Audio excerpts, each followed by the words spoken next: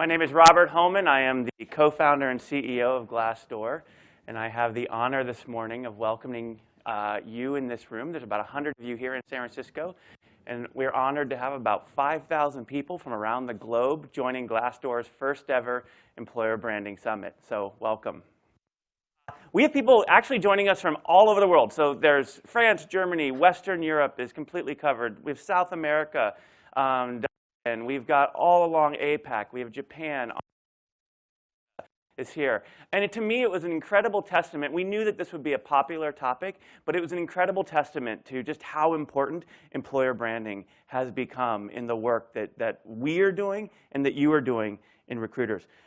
We have a great lineup of people today to talk about what they've learned in employer branding. So I'm really excited to get them up here. But before I do, let me just talk about a few things.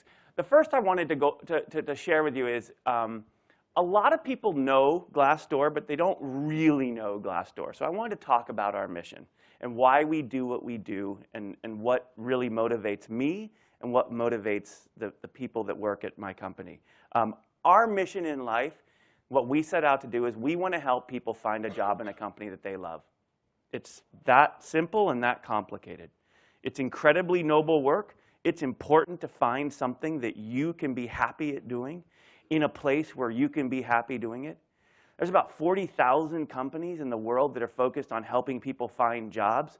We're the only one that I'm aware of that's focused on helping people find a job in a company that they can love. It's aspirational. It won't always happen, but it's still incredibly, incredibly important work.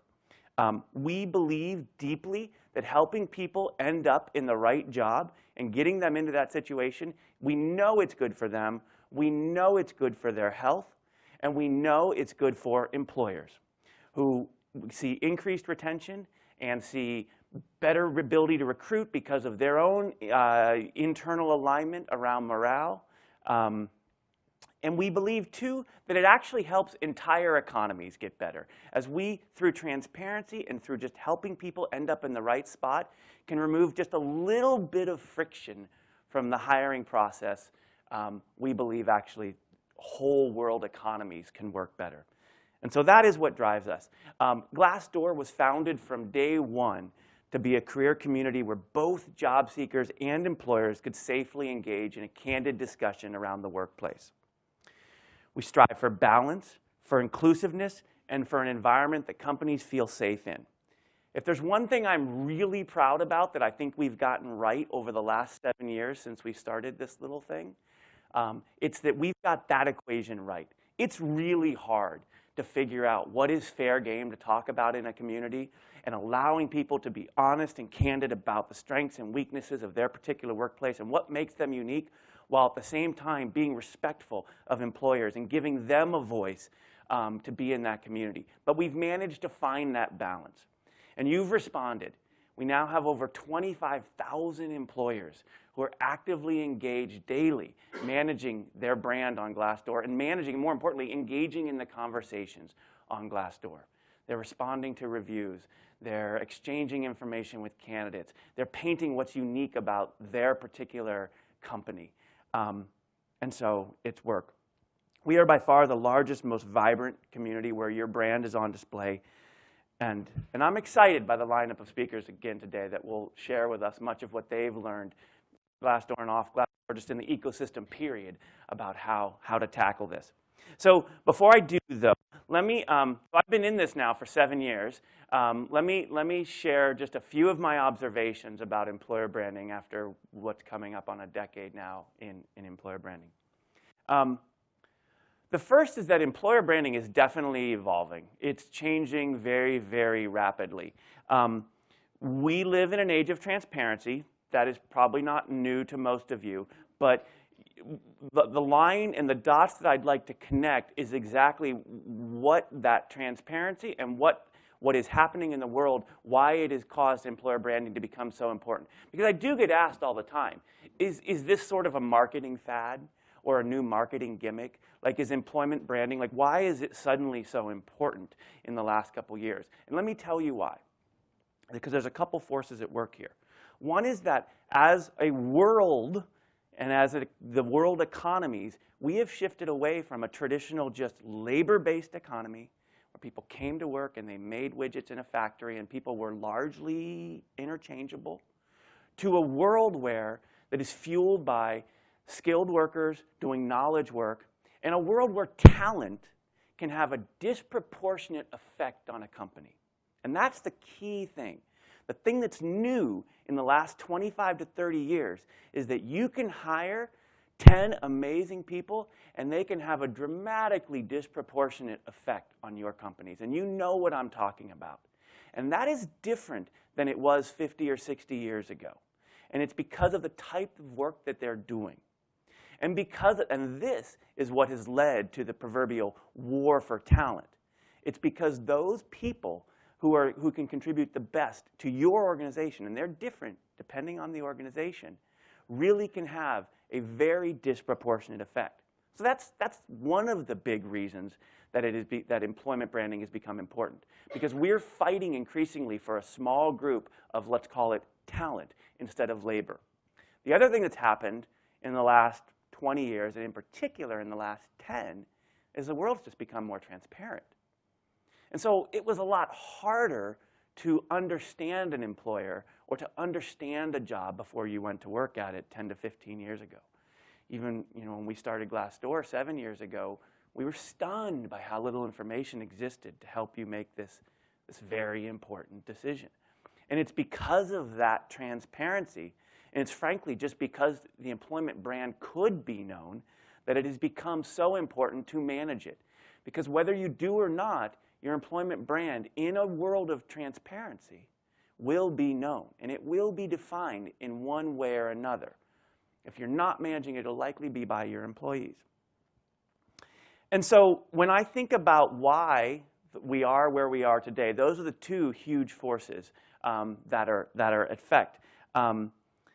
Employees want this information. We know the data all says it. It shows the data that we have from independent surveys shows that employees will read 4 to 7 reviews before they form an employee of a company, or before they form an opinion of an employer. And 94% of them want to hear from an employer or a recruiter at that employer about what makes the company unique and special. So user-generated content, reviews, talking to friends and family, yes, it's valuable. And they'll actually tell you that that is the most important information that they want to hear. But they all essentially are thirsting for more information about what you believe makes your company unique and special. And they're going to find some story of that. And the question is how actively you're going to be involved in telling that story. The great news is that there's more ways than ever to tell that story. In a world of transparency and social media and Twitter and LinkedIn and Facebook and Glassdoor, you have so many tools at your disposal to help tell this story. And again, that's a lot of what we're going to talk about today. So the other thing that I've observed over the last 10 years is that there is a great benefit from a strong employer brand, and by the same token, a great cost to a brand that is ignored or not managed at all. As I said before, in a world of transparency where we live today, you have an employer brand. Whether you're managing it or not, you have it. It will be defined by people who interview at your company or your employees as they go through interview loops. It's estimated that an employer brand can result in up to a 20% lower applicant flow to your company, with resulting downstream effects on retention and hiring and offers made. We know from third-party surveys we've done that 69% of people won't take a job at a company that has a bad reputation, even if they're unemployed. So stop and think about that for a second. And it's rational from their perspective. There's so much competition for talent that they can wait for a job that they think will be a better fit for them. On the positive side, 84% jobs if they can change job to an employer that has a significantly better reputation than their current employer. And they'll do it for no pay increase. Again, just demonstrating the economic bottom line value of managing employer brand. We know strong brands are able to offer acceptance at a lower salary premium. So one of the things a lot of people in our industry look at is they say, well, how much of a premium do you have to pay for the best talent? And this is conducted by a company called CEB Research. And they said, well, and then they indexed that to companies' brands. And what they found was to get the best talent, if you had a strong employer brand, you only had to pay on average about half of what everybody else had to pay in terms of a premium to get the very best people. And the rest of it you got for free, essentially, by leveraging your employer brand. Great brands give you access to great talent. Poor brands literally bar the way and block you and your employer from gaining access to the very best talent. If you want to talk about recruiting or HR as a strategic function at the table, if you will, there is nothing more strategic than building this long-term asset which is going to determine whether or not your company literally has the talent in the room to achieve its long-term strategic objectives. I would argue this is one of the biggest benefits and one of the biggest threats to employers over the next couple of decades. There will be companies that have amazing strategies for world domination and how they will achieve their goals. They just will not be able to get the talent to execute on it. And that is why I'm so passionate about what we're talking about today. Finally, employer branding is not just for the rich and famous. A lot of people will say, well, I can't afford to invest in employer branding, or I'm so overwhelmed and so busy with just day-to-day recruiting. Employer branding is the realms of the Twitters, the Facebooks, the Googles of the world. And this one I can tell you from personal experience. If you're not Google, Twitter, or Facebook, and I think at least one of you is in this room, but if you're not them, you need to worry about employer branding that much more. And I would argue that you can't afford to not invest in it. If you just listen to all the stats I just told you, it is one of the single biggest leverage points that you can invest in to make recruiting and retention easier for your company over the long term. As a small employer in the Bay Area, competing every day against these giants who have incredible employer brands and incredibly huge recruiting teams and massive budgets, I can tell you that it is all the more important to figure out what makes you unique. And in our case, again, returning to our personal story, we're a relatively small company. We're high growth. We're a company that believes in balance and wholeness and sort of the whole person at work. And that's a little different. We are aggressive in type A, but we're not really the same kind of culture as a Google or a Twitter or a Facebook. And I use that to beat them, candidly, when it comes to recruiting. I can explain to a candidate sitting in front of me what life is going to be like at Glassdoor, and why the other parts of their life outside of just their work are actually going to be great, and why at the end of the day that's going to make everything better. That's our unique story.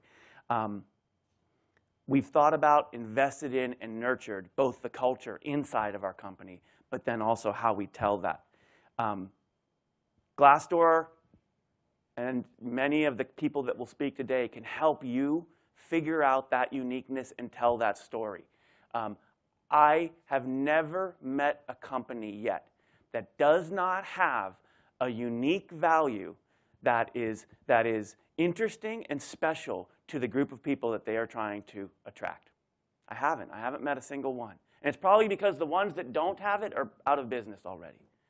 The question is basically identifying what that is and telling that story effectively so that the right people, end up on your doorstep.